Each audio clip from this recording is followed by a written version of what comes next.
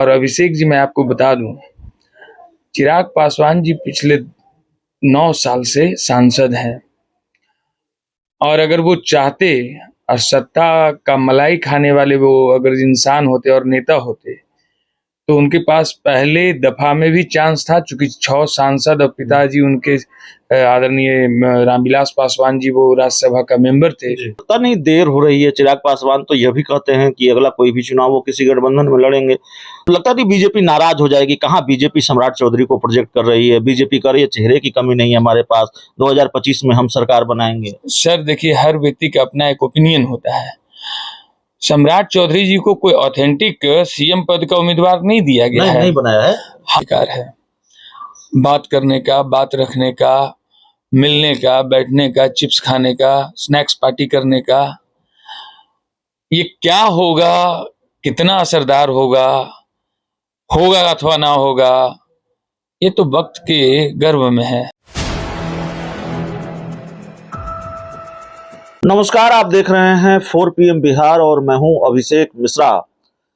देखिए, पिछले 2-3 दिनों से एक खबर खूब चर्चा में है, या कहें कि वो खबर फिर चर्चा में है। चिराग पासवान के मंत्री बनने की खबर यह कि केंद्र में कैबिनेट मंत्रिमंडल का विस्तार होना है और इस विस्तार में जो नया चेहरा होंगे वो बिहार से चिराग पासवान होंगे। उनको केंद्र में मंत्री बनाया जाएगा। अब इस खबर के साथ कई सवाल जुड़े हुए हैं। सवाल यह कि चिराग अगर मंत्री बनेंगे तो फिर चाचा का क्या होगा? चिराग पासवान के मंत्री बनने की खबरें पिछले कई महीनों में कई बार आई हैं। इस बार क्या वाकई ये होने जा रहा है? हमारे साथ लोक जनशक्ति पार्टी रामविलास यानी चिराग पासवान की पार्टी के प्रदेश प्रवक्ता हैं राजेश सिंह। उम्मीद है इस बार कोई ब्रेकिंग न्यूज दे देंगे। तो सिंह साहब, इस बार खबर आ रही है कि मंत्रिमंडल विस्तार तो होने जा रहा है, चिराग जी मंत्री बनने जा रहे हैं। कोई ब्रेकिंग न्यूज है आपके पास?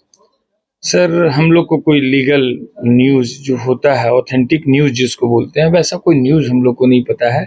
कयास लगाना जो मीडिया होता है या लोग होते हैं, जो नेता होते हैं, कयास लगाने के उनका कार्य होता है। कयास लगाते रहे हैं। हमारे नेता इन सभी से परे और सत्ता का सुख लेने वाले हैं ही नहीं। वो काम करने वाले एक यंग नेता के रूप में जाने जाते हैं।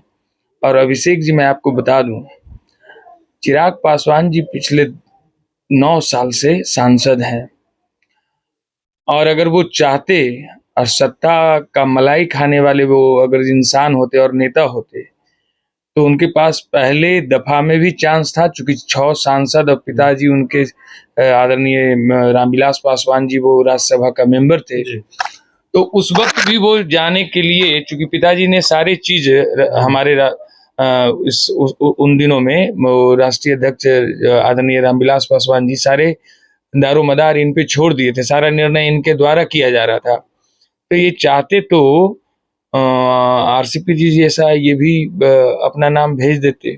एक दूसरा बात आपको बताते हैं, दूसरी बार भी जब ये जीत करके गए तो इन्होंने इस बार भी जाना ठीक नहीं समझा और अपने पिताजी को, जिनको ये अपने मार्गदर्शक मानते हैं और जिनको अपने प्रेरणा का स्रोत मानते हैं और हमारे पार्टी के संस्थापक, उन्हीं को उस कैबिनेट में जगह रहने दिया। अगर इस विषय पे सवाल पूछेंगे तो बिहार में आपको 2 उदाहरण देते हैं कि जिनके पुत्र ऐसा नहीं किए। जैसे मांझी दलित नेता हैं और पूर्व मुख्यमंत्री जीतन राम मांझी, तो वो भी विधायक का सीट जीते हुए और एमएलसी रहते हुए उनके पुत्र सुमन जी जो हैं वो मिनिस्टर बने बिहार में। आदरणीय डिप्टी सीएम तेजस्वी यादव पिताजी को मतलब नहीं नाम देकर के, माताजी का नाम नहीं देकर के खुद को डिप्टी सीएम पे अपने को ले गए। हमारे नेता इन सभी से परे है।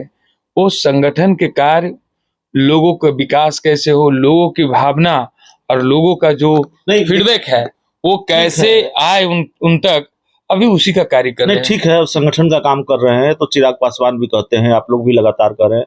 लेकिन जब देश में लोकसभा के चुनाव हैं और 10-11 महीनों का वक्त बचा है, लगता नहीं देर हो रही है? चिराग पासवान तो यह भी कहते हैं कि अगला कोई भी चुनाव वो किसी गठबंधन में लड़ेंगे, तो गठबंधन तय करने में लगता नहीं कि देर हो रही है? आपको क्यों ऐसा लगता है, कि आपकी पार्टी को क्यों ऐसा लगता है, चिराग पासवान को क्यों ऐसा लगता है अभी बहुत वक्त है? लोकसभा चुनाव के लिहाज से क्या 10-11 महीनों का वक्त बहुत वक्त होता है? नहीं, मैं आपको रेक्टिफाई करूं, गठबंधन में जाने के लिए कोई जरूरी नहीं है कि 5 साल पहले से गठबंधन में चले जाएं और दोनों पार्टी मिल करके लोगों के बीच में जाकर के काम नहीं, करें। 10-11 महीना ही वक्त है। हम कह रहे हैं कि 5 महीना पहले भी हमारी पार्टी पुरजोर रूप से लोगों के बीच में जा रही है कि नहीं जा रही है। हमारी पार्टी, हमारे नेता, हमारे कार्यकर्ता पार्टी के लोगों के बीच में संगठन के कार्य पहुंचा रहे हैं कि नहीं पहुंचा रहे हैं। इससे कोई प्रभाव नहीं पड़ता है कि हम किसी पार्टी के संगठन में या किसी से हमारा अलायंस हुआ है अथवा ना हुआ है। हम जब मजबूत रहेंगे, हमारा बूथ लेवल इकाई पे जब हमारे कार्यकर्ता खड़ा नहीं रहेंगे, तो मुझे दुनिया की कोई भी पार्टी नहीं पूछेगी। जब हम मजबूत हैं, मुझे इस बात का फिक्र ही नहीं है कि मैं किसके साथ गठबंधन में जाऊंगा नहीं जाऊंगा। हाँ, एक बात जरूर है, नीति के साथ जरूर जाऊंगा। आप कहते हैं कि चिराग पासवान को बीजेपी चेहरा घोषित करे तो महागठबंधन को धूल चटा देंगे, कहा है ना आपने, कहते हैं, तो लगता नहीं बीजेपी नाराज हो जाएगी? कहाँ बीजेपी सम्राट चौधरी को प्रोजेक्ट कर रही है? बीजेपी कर रही है चेहरे की कमी नहीं है हमारे पास, 2025 में हम सरकार बनाएंगे। सर देखिए, हर व्यक्ति का अपना एक ओपिनियन होता है। सम्राट चौधरी जी को कोई ऑथेंटिक सीएम पद का उम्मीदवार नहीं दिया गया है, नहीं बनाया है। हम तो बोले, मैंने एक अपनी बात रखा। मैं सम्राट चौधरी जी के प्रतिनिधित्व को या वो सीएम कैंडिडेट बने उसको खारिज हम नहीं कर रहे हैं। वो नेता है और वो एक अच्छे नेता है और वो अच्छे कार्य कर रहे हैं, तभी तो पार्टी उनको प्रदेश अध्यक्ष बनाया है। हम तो अपनी भावना और अपना ओपिनियन दिए निजी तौर पे कि जिस प्रकार से डायनामिक एक इनमें दिखाई पड़ता है हमारे राष्ट्रीय अध्यक्ष में, जिस प्रकार से इनका विजन है और जो लोगों से जुड़ने का और मिलने का और जो एक्सेप्टेंस है इनके प्रति लोगों का, उसके आधार पे बोले कि इनके प्रति रिएक्शनरी किसी प्रकार का एक्टिविटीज नहीं है लोगों में।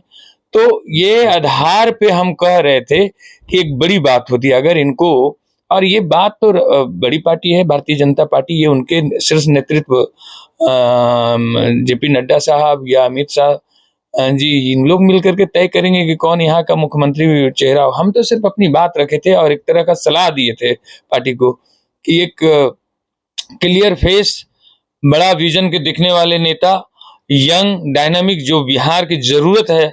अब बिहार की अस्मिता और गौरव को अगर इनकेस बीजेपी चाहती है कि उसको लौटाएं और एक मजबूत राज्य के रूप में खड़ा करें, तो ये एक यंग नेता के रूप में चिराग पासवान को प्रोजेक्ट करें। एक आखिरी सवाल है, बिहार में विपक्षी दलों की बैठक होने जा रही है और बड़ी बैठक है, 23 जून की तारीख बिहार की सियासत के लिए बड़ी अहम तारीख है, और जो कवायद चल रही है विपक्ष को एकजुट करने की, उस लिहाज से भी बड़ा दिन है। क्या अरविंद केजरीवाल, क्या अखिलेश यादव, क्या ममता बनर्जी, क्या उद्धव ठाकरे, बड़े बड़े नेता बिहार आ रहे हैं। सर, लोकतंत्र में सभी को अधिकार है बात करने का, बात रखने का, मिलने का, बैठने का, चिप्स खाने का, स्नैक्स पार्टी करने का। ये क्या होगा, कितना असरदार होगा अथवा ना होगा, ये तो वक्त के गर्भ में है, आने वाला वक्त बता देगा। इस पे हम विशेष कुछ बढ़ चढ़ करके बोलें या इसको खारिज करें, ये अभी सही वक्त नहीं है। लेकिन इतना जरूर कह सकते हैं, लोग जैसे कहावत है कि 50 को उभेंगे एक तराजू पे नहीं तोड़ मतलब रख सकते हैं, एक रखिएगा दूसरा उछल जाएगा। कुछ उसी प्रकार का ही हमको दिखाई पड़ता है। मे बी इतने बड़े टास्क अगर जो कर लें तो मुझे बहुत अचंभा है इस बात का, लेकिन अभी उनके बैठक होने दीजिए। बैठक के बाद भी कितने उसमें कैंडिडेट हैं, ममता बनर्जी जी खुद कैंडिडेट हैं, नीतीश कुमार जी भी कैंडिडेट में भी हो सकते हैं। तो खैर ये बिहार का एक अपना वो बने, भगवान करे। उनसे हम तो कहेंगे कि उनको लोग बनाए, कांग्रेस उनको बनाए, उनको प्रोजेक्ट करे। बाकी अखिलेश जी और बाकी जो बड़े बड़े दल हैं वो जाकर के इनको सब मिलकर के प्रोजेक्ट करें। बैठक करने में क्या बुराई है, बैठक कर रहे हैं, अच्छा बात है। चलिए, हमारे साथ लोक जनशक्ति पार्टी के प्रदेश प्रवक्ता राजेश सिंह थे। इस इंटरव्यू में इतना ही, बहुत बहुत धन्यवाद।